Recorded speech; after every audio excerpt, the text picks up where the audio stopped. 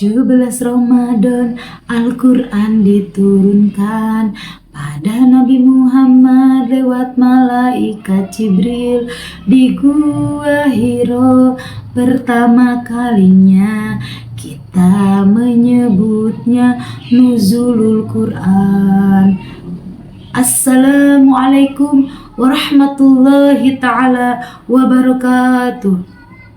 Alhamdulillahilladzi anzalal Qur'ana fi syahri Ramadan ila sayyidina Muhammadin kamilil insan. Asyhadu an la ilaha illallahul karimul mannan wa asyhadu anna Muhammadan abduhu wa rasuluhu sayyidu waladi adnan.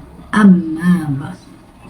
Faqalallahu ta'ala fi kitabihil karim wa huwa asdaqul qailin. A'udzu billahi minasyaitonir rajim. Bismillahirrahmanirrahim. Inna anzalnahu fi lailatul qadr. Al-ayat sadaqallahul adzim. Wa qala Nabi sallallahu alaihi wasallam, Iqra'ul Qur'an fa innahu ya'ti yaumal qiyamati syafi'an li ashabihi. Pada waktu, tempat, bulan, dan kesempatan yang istimewa ini, marilah kita panjatkan puja kepada Allah yang Maha Kuasa, puji kepada Allah yang Maha Suci, syukur kepada Allah yang Maha Ghafur. Salawat serta salamnya semoga senantiasa tercurahkan kepada baginda tercinta, Ani Habibana wa Nabiyana wa Maulana Muhammad sallallahu alaihi wasallam. Sekarang kita berada di bulan suci Ramadan, bulan yang penuh ampunan, bulan yang penuh keberkahan, bulan 1000 bulan, dan spesialnya lagi bulan diturunkannya Al-Quran atau Syahrul Quran. Sehingga di sini saya akan mengambil tema yaitu Nuzulul Quran sebagai momentum peningkatan rasa cinta kita terhadap Al-Quran. Dari tema tadi, bagaimana menumbuhkan rasa cinta kita terhadap Al-Quran. Pertama-tama kita harus mengenal dulu apa itu Al-Quran. Al-Quran menurut bahasa diambil dari kata qara'a yaqra'u Qur'anan yang artinya bacaan. Sedangkan Al-Quran menurut istilah yaitu kalamullah al-munazzalu ala Muhammadin sallallahu alaihi wasallam biwasitati Jibril al-muta'abbadu bitilawati. Yang artinya kalam Allah yang diturunkan kepada Kangjeng Nabi Muhammad sallallahu alaihi wasallam melalui malaikat Jibril dan akan menjadi ibadah apabila dibacanya. Nah, sahabat semuanya, kalam Allah itu ada terbagi dua. Yang pertama yang disebut dengan kalam dal, yaitu Al-Quran itu. Yang kedua yang ada yang disebut dengan kalam madlul, yaitu sifat kalam Allah nomor 13. Hadirin sahabat Patayat dimanapun berada, rahimakumullah.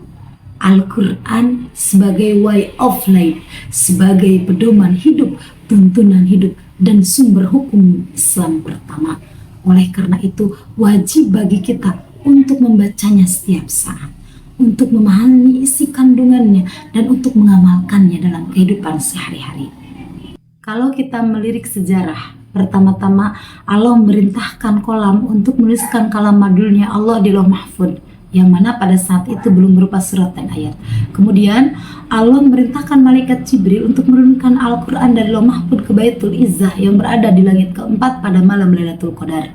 Sebagaimana kata Allah dalam Al-Quran surat Al-Qadar ayat 1, A'udzubillahi minasyaitonirrajim. Bismillahirrahmanirrahim. Inna anzalnahu fi lailatul qadar. Artinya sesungguhnya kami telah menurunkan Al-Quran pada malam Qadar. Di Baitul Izzah Al-Quran disusun dengan surat dan ayat. Kemudian Allah memerintahkan malaikat Jibril untuk menurunkan Al-Quran dari Baitul Izzah ke bumi, yang mana diturunkan secara berangsur-angsur sesuai dengan kebutuhan dan tuntutan pada saat itu yang dinamakan dengan Asbabul Nuzul.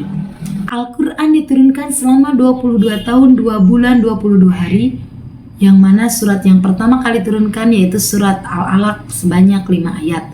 Surat tersebut diturunkan pada saat Kangjeng Nabi Muhammad SAW berada di Gua Hiro sedang berkhulwat.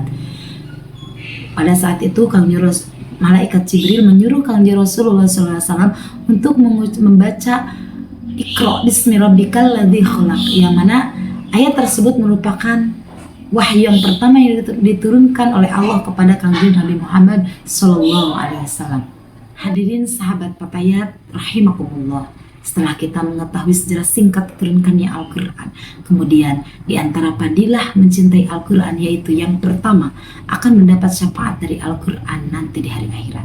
Sebagaimana kata Rasulullah Shallallahu Alaihi Wasallam, Iqra'ul Quran, fa innahu ya'ti yaumal qiyamati syafi'an li ashabihi. Bacalah Al-Quran karena sesungguhnya Al-Quran akan datang nanti di hari akhirat dan memberikan syafaat bagi pemiliknya. Siapa pemilik Al-Quran? Yang pertama yang selalu membacanya, yang selalu memahaminya dan mengamalkannya dalam kehidupan sehari-hari. Apa itu syafaat? Syafaat yaitu su'alul khair ilal ghairil ghair, meminta kebaikan kepada orang lain untuk orang lain. Nah, syafaat itu yang pertama ada dari Rasulullah SAW yang dinamakan dengan syafaatul uzma. Yang kedua ada syafaat dari Al-Quran. Yang ketiga ada syafaat dari orang-orang soleh.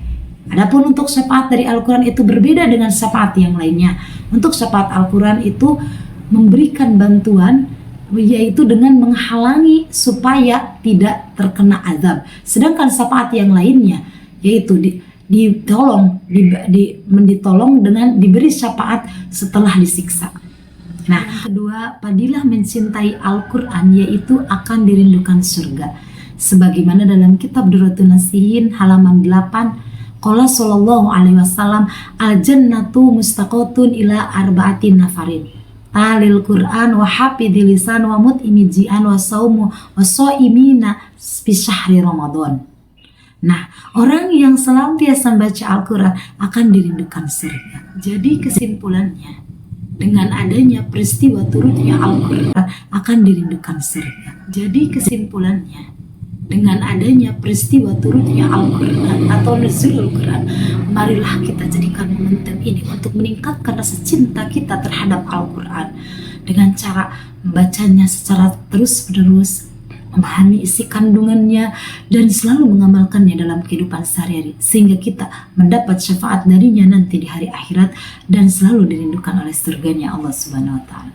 Khudma sofa wa do'a makadar, jalan-jalan ke Tasikmalaya, pulangnya membawa kurma. Cukup sekian sahabat pakai semuanya, semoga puasa kita diterima. Wal afu minkum walahul muwafiq ila aqwamit thoriq. Wassalamualaikum warahmatullahi taala wabarakatuh.